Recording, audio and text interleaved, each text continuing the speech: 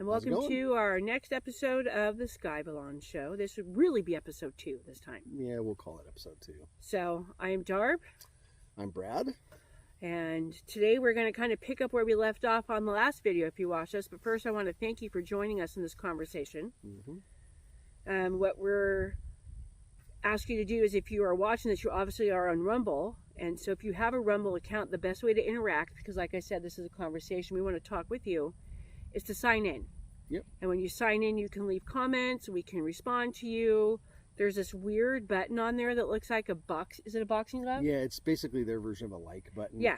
So click that. And that lets us know that you're here. It'll help and us that helps us out. Yeah. So what are we talking about today, Mr. Darb? Mr. Darb. Okay, Mrs. Brad.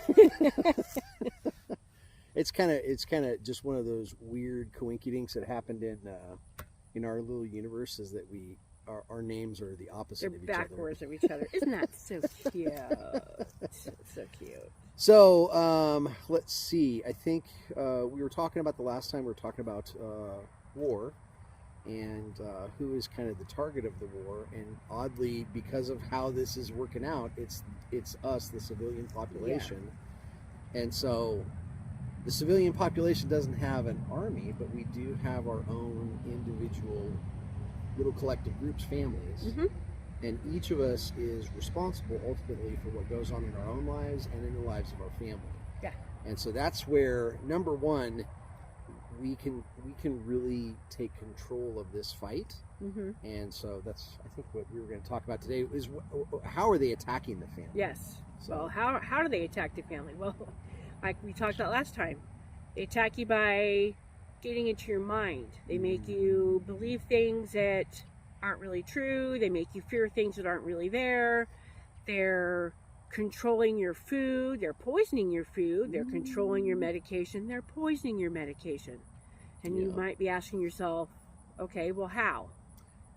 They're also getting you to make life choices that are not necessarily the best for you or your family. And they're trying very, very hard to convince people that it's all okay and that basically you can jump off the roof and you'll never hit the ground. But we all know as kids that when you fell off your bike, it eventually the ground caught up with you.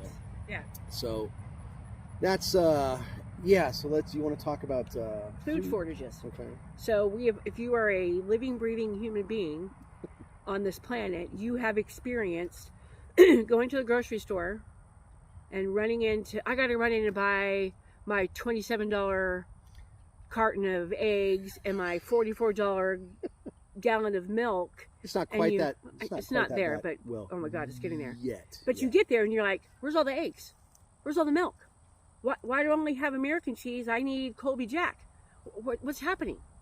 And you are experiencing shortages or food supply shortages, and the people collectively are going, oh, that they're killing us, they're poisoning our food. Let's back up, and maybe you can think of it this way. So what if they were poisoning the food? What if they were tainting the food, but people who were in the know, who know what's going on, found out they were doing that, and their way to protect us was to get rid of that food before it got to the families to kill us. And I think what we have to do is rewind a little bit to the last episode where we talked about war, and we talked about you don't really see them in the uniforms. Yeah. Sometimes if you look at what's going on, you can actually see the interaction. You can see one chess move and then a counter chess move. And I think we may need to be a little bit more discerning, a little bit more nuanced, possibly, in how we look at things. We all know something is going on with the shortages. It may not just be one-sided. I think we all tend to want to look at things and we want to just lump everything together and go, "Well, it's bad." Yeah. Well, war is bad, but war oftentimes has at least two sides. A lot of times it's a lot more than two sides. Yeah. You have, it's like if you looked in your backyard, I could take a picture of my backyard and go, "Oh, there's all this green grass." Well, how many different types of grass? How many weeds are out there? How many bugs are in the grass? How many rattlesnakes are in the grass? There's a lot of stuff. There's there's a lot of stuff that's contained in that picture that you may not see right off the bat. And that's how we need to be looking at some of these things. And that's in that paradigm, we need to go, okay, how do we protect ourselves? Yeah. So, you know, how do you protect yourself? Well, if you can grow your own food, we talked about this before, there's ways to be independent and self-sufficient. Yeah, you're going to have to run to the store for certain things, but if you have an area that you can plot out and grow tomatoes, grow squash, grow peppers, grow corn, go out there and learn how to do it. It's not rocket science to put a seed in the ground, water it, and let your food grow. And you can control that part of it. Do some research. Getting through this is going to require all of us to take accountability, take responsibility for our own lives. Yeah. We're going to have to do our own research, and we're really going to have to get off our own asses and get our hands dirty and do the things that we need to do to serve our families and ultimately to serve Him. Yeah. But yeah, so the food is definitely one aspect of this. Yeah. Then you get into your medicine. Yeah. I mean, same kind of thing. We just talked about growing your own food. You can grow your own medicine. Yeah. Did you know that for hundreds, thousands of years, people have lived off the land, either nutritiously or medicinally? I mean, the indigenous people did not just run to their local physician's office and go, "I have a boo-boo and you need to take care of that." No, they had a shaman, they had a medicine man, they had people in their tribe that knew how to hunt, gather, forage, and they foraged those things, and they lived in places where they knew the plants around them, the plants and the nature around them served a purpose, whether it fed their family or whether it kept them alive.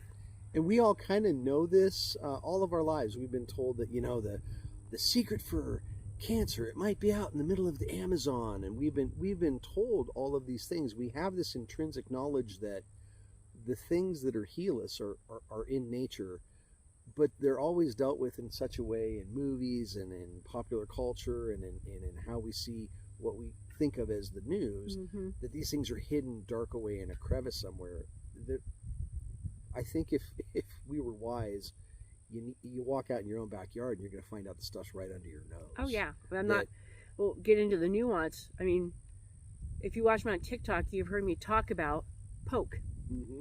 There is a plant that grows rampant, especially in the South, but we did have it. I came from the West Coast. You're from Montana. I don't know if you had it up there, but it's kind of everywhere. But it's called pokeweed, and it's a weird little shoot or a bush that comes out. It's got a bright red stalk and these weird purple berries that grow kind of like grapes. It's very, very often confused with elderberry. It's not, but I can explain that in the comments.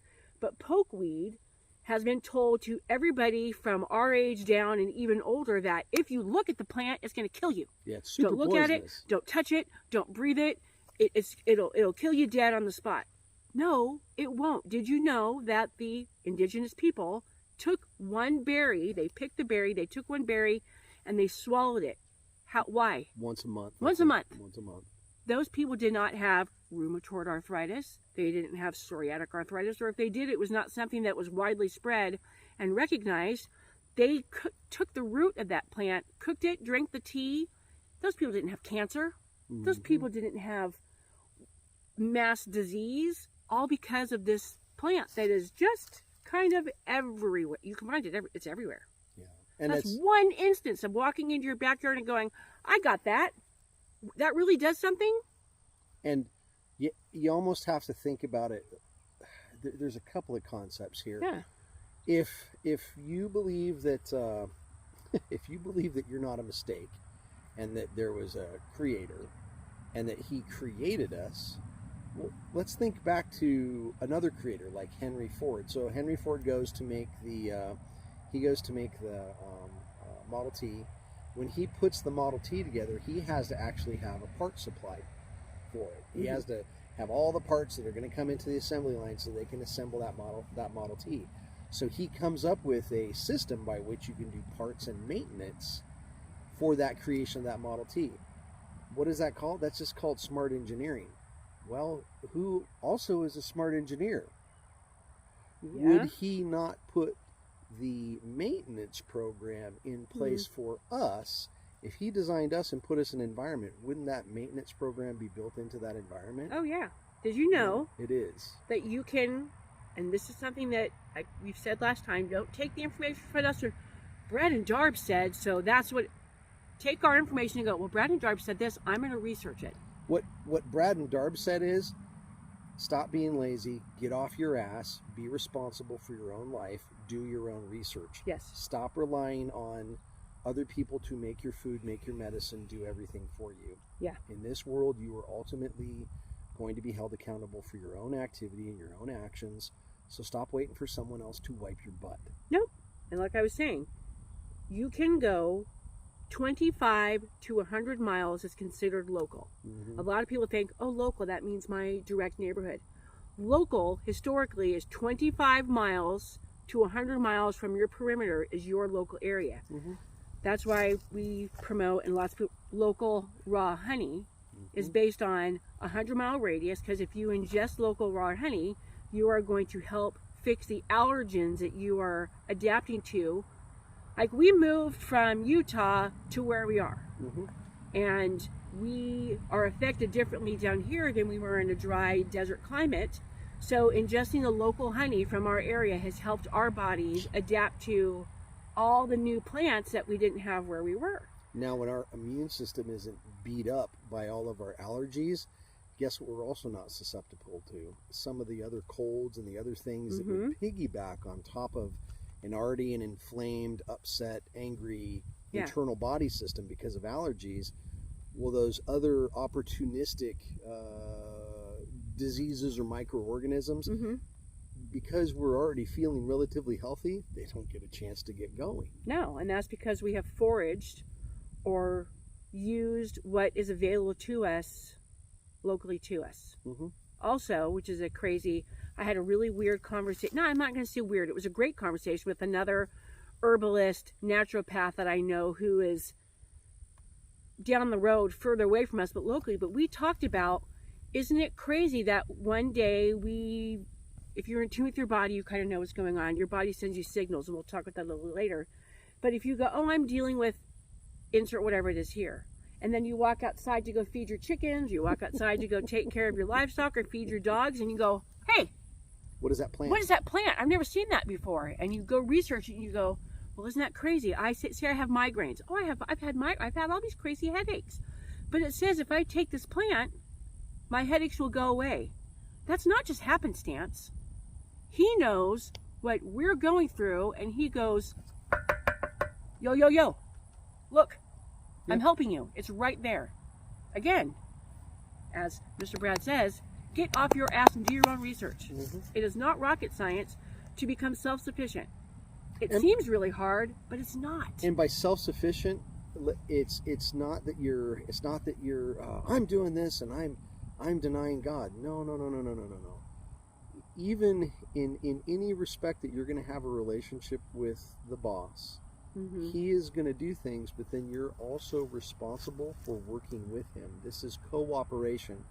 The boss is never going to do anything that is against your will. Exactly. You're going to have to come alongside of him and go, oh, okay, you've put this here for me to do it, then I'm going to decide to do it.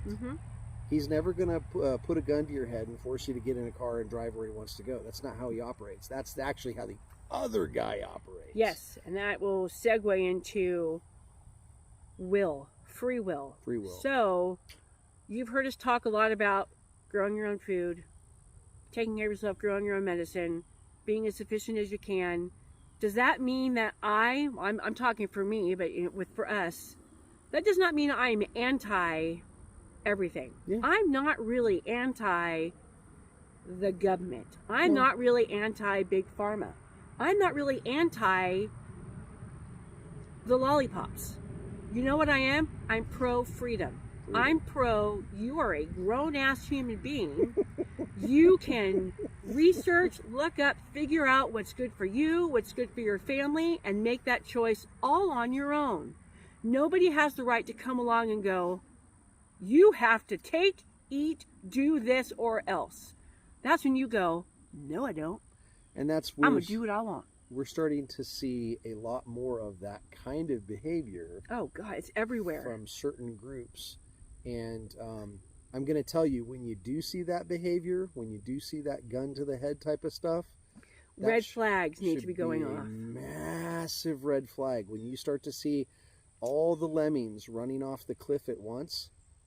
What is a lemming? Don't be one. It's like a little tiny animal, but I'm sorry, I just don't know what a lemming is. It's like a little rodent, basically. Oh, cute. It's like a little. It's like the pigs in the Bible. Yeah, that was. I mean, they're not. Thing. No, pigs and lemmings are not this. Please do not at me with. They're not the same animal. No, it's an analogy. The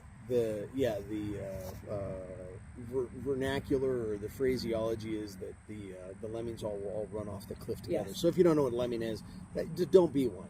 if it's like when your parents said, "Well, if all your friends are gonna go jump off a cliff, are you gonna do it?" No. Yeah. No. The big phrase that you hear her in certain circles is sheeple, and that's where it's you don't have to follow just because. I mean, I come from a generation of a dad who was like, if 10 of your friends jump off that bridge, are you going to do it?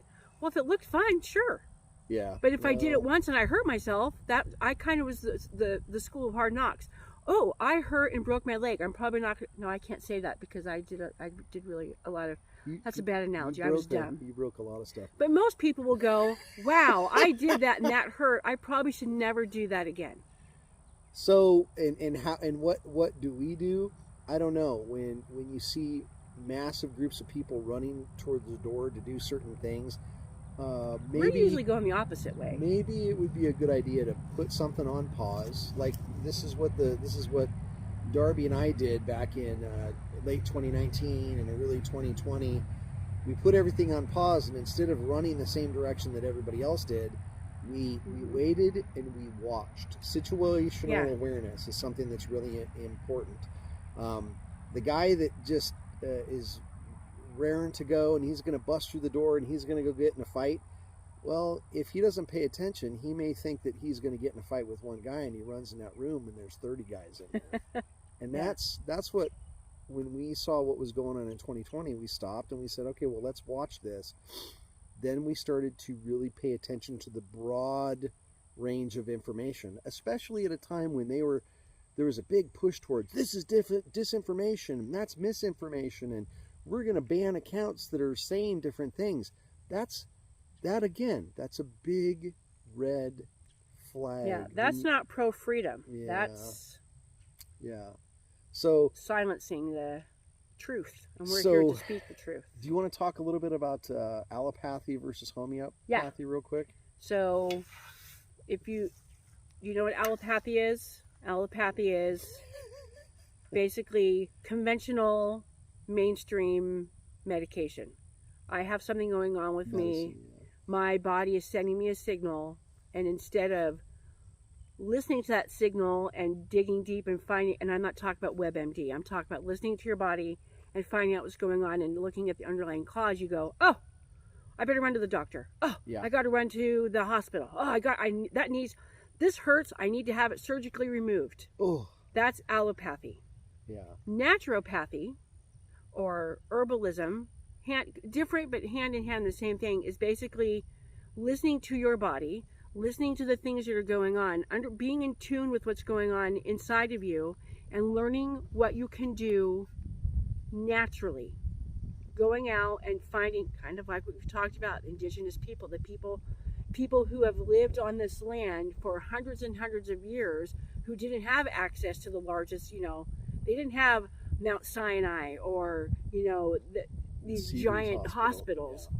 They had to go to their local doctor, who more than likely wasn't licensed or super duper didn't go to in certain places there were, but most of the time they were like, oh, they knew what they they knew what was going on in the land, and they could go, well, you are dealing with this, and I know that this plant helps deal with this, and that's kind of what naturopathy is. It's just being in tune with your body and understanding that nature is there for a purpose. And now there's common sense in that too. Yeah. We don't want anybody to go, oh, well, I cut up my arm off and I went and I rubbed some lemongrass I rubbed some on it. tree bark on it, and And- now my arm's going to grow back. You have to, again, you're responsible for your own life. That was good. Yeah. And so you have to understand that hospitals are largely very good at things like, I cut a thumb off, I need to have that sewn back on. Yeah. I'm having I've made a big hole in my head, I need that fixed. They're generally pretty good at those things. Again, not anti-doctor, not anti-physician, not anti-hospital. But on the flip side of that, then we got into 2020 and you saw a thing where now that same medical profession was telling everybody that they needed to get injected with things that A, had not been tested, and B, they would not tell anybody what was in them. Yep. If you go and you take a look at the fact data sheet that's supposed to come along with all of the lollipops, for the better part of 2 years, that fact data sheet was completely blank. Yeah. Completely blank. No studies, Nothing. no side effects, no nothing. And think about this. We're in our... we're close to the middle part of our life. That's all I'm going to say. And I come from a military family, so when I was a kid... 5. Shut Oh. up. I came from a family that, think about it, when we were kids, and most people our age are doing this, I had to get all the lollies and all the things as a kid because my dad was active duty until I was probably 8 or 9, but then he was civil service, but he always had the option, he always had the ability, if something was going on, he would be called into service. So we were lollied with everything, just for the fact of you could be called to Zimbabwe and you have to be protected. Back then it was not a big deal. I mean, it was a big deal. Here's a funny story. When I was a kid, my mom would have to take me to the local military hospital to get these things done, and I was a smart kid. I knew that something was going on. I knew it was kind of like dogs that go to the vet. Oh, I'm going to the park, but the park is the other direction. Oh my God, we're going to the vet.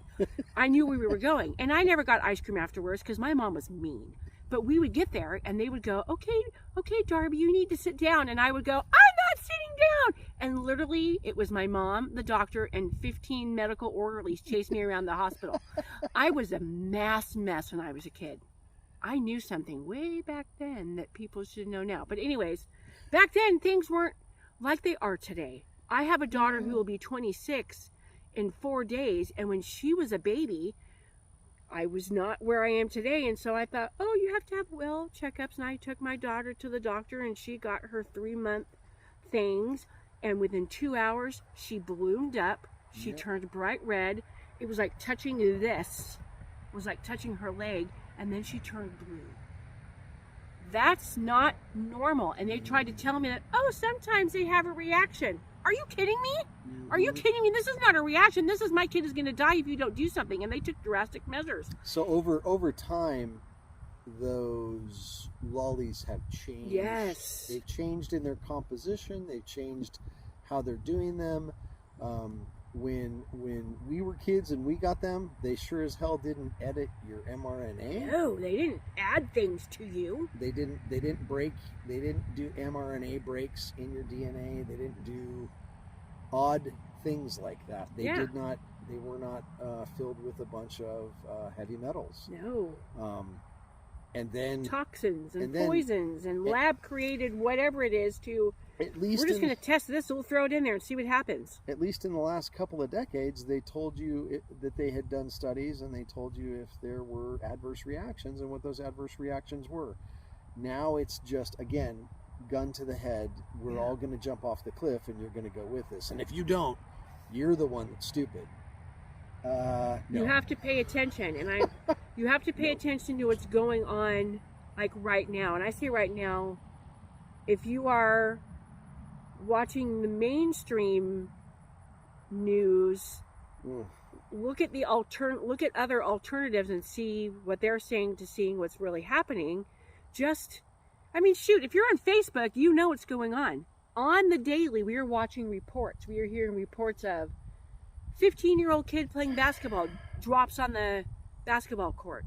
Did we not just watch less than a NFL, week ago in the a NFL. gentleman, and that's an entirely different story, and we'll probably get into that on the next episode. But a gentleman got tackled like every other football player in the NFL, as long as the NFL has been in existence, got tackled, got up, washed his hands, hit his pants, took 3 steps, and dropped. Oof. 9 minutes of CPR. And that kid went to the hospital. So, and the thing is that's just one story out of hundreds, if not thousands. Oh, yeah, that on the daily. we have watched in the last couple weeks. Well, excuse me, the last couple of months. And now what's funny is, oh God, and it's not funny at all. It sucks. And Darby and I tried to tell people 2 years ago, and this would have been March of 2020, April of 2020. That is the disinformation and misinformation that they were trying so hard to keep everybody away from. Those were actually some of the leading experts, the doctors, the gentleman that actually came up with the mRNA technology was trying to tell people, hey, it was never supposed to be used the way that you're using what they're it. doing is wrong. There were virologists and virologists all over the place that were going, hey, we're looking at the data that you're showing us, and we're seeing all of these problems. And they even said back then that, well, if you do this, the logical course of action is that 18 to 20 months after everybody starts taking these lollies, these are the things that you're going to see. And we were told about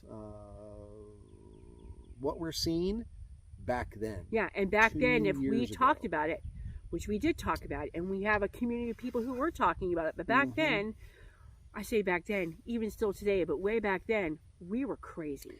Oh, That's how we got turned off, shut down, banned, accounts disappeared. Nobody paid attention. You lost all your friends. People stopped talking to you because they thought you were like the woo-woo witchcraft people, and it's like, oh. There's a reason why I have been banned in 2022. I've been banned on Facebook for going on 10 months. I'll be on Facebook for 6-7 days and I'm banned. And then I find out that the next time I get off my ban, I won't post anything, I won't do anything, and within 24 hours, they themselves are going back months to find a video or find some post that they don't like, and I start getting flags about it. Yeah. And then before I know it, I say anything, boom, I'm back in the it used to be a 30-day locker, now it's a 29-day locker. I don't know what that's about. Actually, when they're giving you. Who knows? So that breaches the question because of that affects you. Yeah. If you have a business, which we did, so we had a business that we started way back in 2013 when social media was at its peak. Yeah. And we were doing well. We could great. post. We had followers. We had people who'd find us. It was word of mouth. That's how people got a hold of us. 2017, we saw the dip. By 2018, it had ceased to exist. It had ceased. The business had ceased to exist because their algorithms and what they were doing and how they were starting to change how social media was working. Ironically, there was an election that was coming up relatively soon, so that's an entirely different. Yeah, that was an entirely different. That'll be an entirely different episode. But how does that affect us? How does all this affect us? Well, it affects us by it drops you. If you use social media as your main source of communication, sorry, you're screwed. Yeah. It affects you by your how that affects your economy. That affects you financially. Well, now I can't. That's the main way I was getting a hold of people to get my business going. So now my business is failing. So now I'm financially and being screwed. But that's not helped me either because now I have to go to the grocery store and buy eggs. And yesterday eggs were $3 a dozen. Now today eggs are $957 a dozen. So what you have to do is you have to start realizing that there are people just like us all over the country who have run into these exact same things. And we are all building an alternate economy. And the first, and we're doing that because A, people have to make a living, and 2, we're going to have to armor. We're going to have to protect our own families. Now, the first way you can do it is we talked about your backyard. You know what? If you have any land at all, you can grow some food. And even if you don't, not to interrupt you, if you don't, I know you know somebody who's got an acre that's just sitting there and they don't know what to do with it. talk to them and go, hey, let's come together. Co-op. If I provide the seeds and I plot your land and grow it, I will give you the fruit of our labor. Most people will be like, Really? free fruit, free vegetables? Hell, have at it, you know? Start talking to your neighbors. Start having communion. Start coming together with your neighbors and having a dinner. And the other thing that we're going to all have to do is they have taken a lot of time. The information, we say the food has been poisoned. We say medicine has been poisoned. Information has been poisoned. They have poisoned our relationships with our neighbors. Oh, yeah. They have gone... Can't leave your house. That's a big part of what happened with Facebook, is Facebook in the fifth generation warfare sense, Facebook and Twitter were tools that they used to weaponize the population against itself. Oh, yeah. They divided us into groups, and now they have us trying to kill each other. Why? Because it makes us much more controllable because we're not paying attention to them. Yeah. That's the whole depopulation. And that's part of the depopulation. That's the lollipops, that's the food stuff, that's inflation is coming. They're trying to destroy economies. So we're going to have to come back and we're going to have to build our own economies. Your backyards are kind of your first line of defense. Yeah. If you can get together with other people and use somebody else's backyard, do it. Grow some food. At least have something continuous that you're doing. Yes. If you can store up some stuff, that's great. Really, ultimately, we're going to need to be able to grow our own stuff and store it up, because you don't want to be storing up the garbage that they're giving you. And if you can source locally, if you're going to live locally, source locally. But you have to be smart about sourcing locally too. If you, like, we live in an area where we have, I think within 100 miles, we have 3 pretty big cattle ranches. And one directly local to us, great guys, they actually on Friday afternoons have a store that they open on their own. You can come to direct to their ranch, and they open like a little mini store, and they sell the beef that they raise. And that's fabulous. But you have to be smart. You have to be able to go in there and go, hi, I would like to purchase this chuck roast and 10 pounds of your ground beef. I have some questions. And they're going to go, okay, what do you want to know? And you're going to want to ask, what are you feeding your cows? Are you providing your cows with hormone injections and injections of antibiotics? How is your waste being taken care of once your cows eat it? Are your cows being ethically treated ethically? And those farmers, if they are really local and down-to-earth ranchers, they want people to know what they're doing. And they're going to be like, I'm going to give you a tour. This is what we do. This is what we feed our cows. This is where our cows live. This is how we treat them. This is what we feed them. You have the best. You're going to get the best this, best that. If you have somebody that is like, well, I don't know. Well, they hem and haw, they can't give you that answer. You got to be able to go, I'm going to spend my dollars where I know I can trust that. Wisely. Same thing goes for your farmers. You have farmers markets. You want to walk up to the guy that's selling corn and asparagus, you got to be like, your stuff is beautiful, bright green, bright yellow. Do you spray your crops with pesticide? How do you grow your crops? Are you a no-till garden? Are you a seasonal gardener? Do you grow in a greenhouse? Ask questions. And most people who are doing this are going to be like, let me share how I do this because I want you to get the best from me. Yes. You have to be able to not be afraid to ask the questions that is going to benefit you and your family the most. And in that process, you're going to get educated. Yeah. You're going to understand what it is that you're looking at, and you're going to understand what you're putting into your body. Because ultimately, your health is it's your responsibility. It's not up to a doctor somewhere. There's no amount of doctors. There's no super educated doctor out there that is going to be able to save you from your own stupid decisions. No. You're going to have to look at your life and go, here, this is what I'm going to do, whatever it is, and I'm going to make sure that I do it wisely. If you do that, he will work with you. Yeah. Whether you're using a doctor or whether you're doing this all naturopathy, if you are wise about what you're doing and you're really paying attention, and I don't mean, oh, they told me that this lolly would do this, and then you just leave it at that. That's not being wise.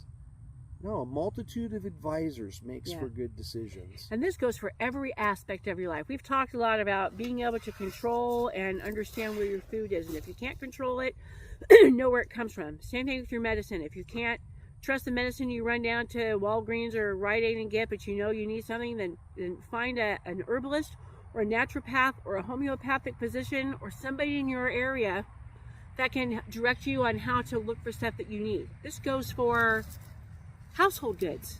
You can't just walk. I would love to walk into my backyard and go to my laundry detergent tree, pluck it off, and be able to wash my clothes, or my toothpaste bush, but I can't. And I don't like having to run to the store to buy toothpaste that's full of fluoride. Oh my God, we're going to have an entire episode on fluoride. You don't need it, but it's everywhere. And even when you find those companies, those natural companies that are out there that are selling less fluoride or fluoride free, guess what? Most of those natural companies have been bought up by the big companies that are selling all the crap in the regular medicine. Yeah, Again, another think, episode. You think you're actually dealing with a small company, and you're actually dealing with mass.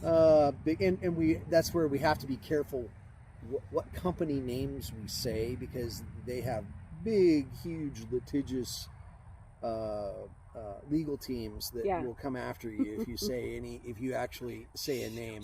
But we all know who they are. Yes. And we also all know that 90% of these companies, we saw how they behaved during the lollipop pandemic. Yeah. We watched their behavior, and you will know them by their fruit. Yeah. Is what the book says. So if you know who they are by their fruit, you know that a lot of them are working together with things like the World Economic Forum. And you know, if you have paid any amount of time paying attention to what they're about, you know that it's not for freedom. Nope. And you know that it's not about the good of any one country or even the good of any one person. No. That they have some other plans for all of us that are not, they're not good things. They would really love to see, I think, a large part of this planet lemming. You take your hard-earned dollars because, like I've said in my TikTok videos, and like we said before, majority of the people who are functioning members of society have a job or own a business, and they earn an income, and they take that income and they have to support their family. Like I said, you can't walk outside and pick soap off a tree. Well, you know what? There are plants, and I can get into that in my TikTok videos. There's actually a really cool plant that is a shampoo plant, but it takes that's a mass amount of time. Most yes. people don't have the time to make soap, make toothpaste, make dishwasher detergent, make laundry detergent. But if you can know where your hard-earned dollars are going, if you're spending money on the things that you need to function in your house, and you find out that that thing that you have been buying for 10 years because it's just something you've always bought is 90% water and 9% poison and 1% whatever natural, you're going to go, well, that's not, I don't want that in my house anymore. And the other thing is too, is your dollars, what the real part of this is, A, they're poisoning you with a lot of their products, and B, what are they doing with the money? What are they doing with the dollars that you spend there? And if you look at, if you will take just a little bit of time and research the companies that you're buying stuff from, you'll be shocked. What are they doing with your money? And you would be, I think you'd be surprised to find out that a lot of those companies are doing things that you, if you are wise, you know that those are not good for you. Yeah. They're not good for your family. If you're raising kids, they are not about creating the kind of future that you want your kids and your grandkids to grow up in. It is time to start fighting back with your money. Yes. So you have to shop smart. Smart. Shop smart. No. Yeah. You have to spend your dollars wisely. And how do you do that? Well, you shop with American-made companies that produce, or are companies that are full of American-made products. And those companies are out there. Yeah. There's a lot of business owners that are in the same boat that you and I are in, and it takes a little bit of time, and that's what Darby and I have done a lot of that research on our own. There are ways to do this. Yeah. There are ways to do this, but the first thing is local. Then start your backyards first. Then it's going to be starting in the community that's right around you. Find out the different farmers, find out the different ranchers, and then the rest of your money, instead of going to that big huge box store that came into town that put all the mom and pops out of business, Because look at, and this is the other one, that big box store, which I'm not going to name, but we all know who it is. They came in, and your town probably went through a huge rigmarole for probably about 4 or 5 years. Most places did, where they would fight back against that because of what was going to happen to their local economy, their mom and pop stores.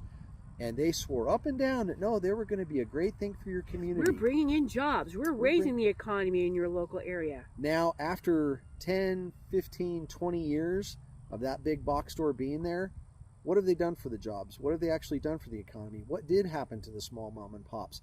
How did that same company behave during the lollipop pandemic? Oh, yeah. Who was it that enforced the 6-foot rules? Who was it that enforced the mask? Who was it that sat there over and over and over telling you, oh, you got to be afraid because of X, Y, and Z, so that when the time came, oh, you'd all line up for the lollies. Yep. And they were giving them away for free. And think. Come and shopping, come here and buy your milk and your bread, and we'll even stick you while you're standing in line. Oh, my God, come on. And so instead of supporting that as much as you possibly can, find that alternative. Yeah. We have actually found a company that does 99% of their goods are American made. Yep. 99% of their goods have natural ingredients, no toxin, no crap. I can I could make my dinner, sit at my computer, order my stuff, and in 4 days that stuff is delivered to my door. And there are ways to get around the system of systems that they have put into place. So anywho, I think that pretty much covers. I think that's it. We've talked a lot of stuff, but a lot of stuff that I want you to take and go, I want to know how to do these things. Well, you know what? One, like I said, get a Rumble account, ask questions. Yep. We want to talk. We want to communicate. Take that information and go research it yourself. Don't take it from me. Ooh, the sun went away, so now I look tan. Research that information. And that means more than 5 minutes on the Googs. That means opening a book, going to your library, talking to the people in your area who are doing the stuff that you want to do. You know somebody who is growing the food in their backyard. Have you heard the phrase, grow food, not lawns? Knock on their door and go, what are you doing? And can you show me how to do it at my house? And most of them will be like, hell yeah, I'm going to show you. Pay attention to your older generations of people. There's a lot of wisdom stored up in those people. Go and talk to them. Go have relationships. One of the things that the boss has done with Darby and I, no matter where we've lived, since we've been married, we always had an older person or an older couple around that he led us to take care of for whatever reason. And there were times that I adamantly fought back against that, and I kept getting over and over and over. No. Go mow their lawn. Go shovel the snow for them. Go take care of them. Well, interestingly enough, the relationships that we built with those older people, there was a lot of stuff that he needed to teach Darby and I. Wisdom. Through them. Do not be afraid to garner wisdom. Wisdom, yeah. And once you, just like this video, the book says that you don't want to be the guy that looks at himself. Wisdom is kind of like this. You don't want to be the guy that looks in the mirror and sees his own face and then walks away from the mirror and forgets what he looks like. If you hear something and you know it's the truth, pay attention to it. Take notes. Jot it down. Start having conversations with other people. Yeah. If you will pull on that thread, the boss will give you the rest of that sweater. He will give you everything else that you want. But you're going to have to be the one that starts asking the questions. You're going to have to be the one that sits down and goes, I'm making a decision to change my life. I'm making a decision to protect my family. I'm making a decision to be a lot more nuanced and discerning in the information that I take in. Yeah. One of the things that, and this is just to kind of close real quick, we have all been taught for a long time that this is the approved facts. Great. Well, we've watched how those approved facts have been weaponized against us. Yeah. We need to get back to the place where we learn and we read and we go to different sources, even people that we disagree with. There's a lot of people that I follow that I will follow and I will listen to what they say, and about 80-90% of what they say I'm just like, that's complete horseshit. But there's that 10 to 20% where that person may be dead bang on. And it's not up to me to become a slave or a follower to that person, but it is up to me to listen to what the boss is telling me. Because a lot of times he gives little gold nuggets to people that, because we've been weaponized against each other, we would, oh, well, that guy's a Republican, or he's a Democrat, or he's a this guy, or he's that guy. I'm going to totally ignore what he has to say. Yeah, well, guess what? He may have the 20% of that 100% solution that you only have 80% of. Yeah. He may have the key pieces to making work what you need to work. And so... it's that whole adage of you have to know your history. Yeah. Or I don't even know how it really went, but it's something to the effect of you have to know your history or you're going to be... doomed to repeat it. Yeah, you're beholden to repeat it. Yeah. Do not be afraid to speak boldly. Yeah. Ask questions. Question everything. Yeah. Learn. Do your own research. Okay. I think we're good. Thanks, Santa. Ho, ho, ho. I think this is going to be my ending for every video. Oh, no. I can't wait till Christmas when you wear a red sweater. Bye! That mean old casino cleaned my pants and hung him out to dry. Drown the town of Reno, leave the lights on, let him die.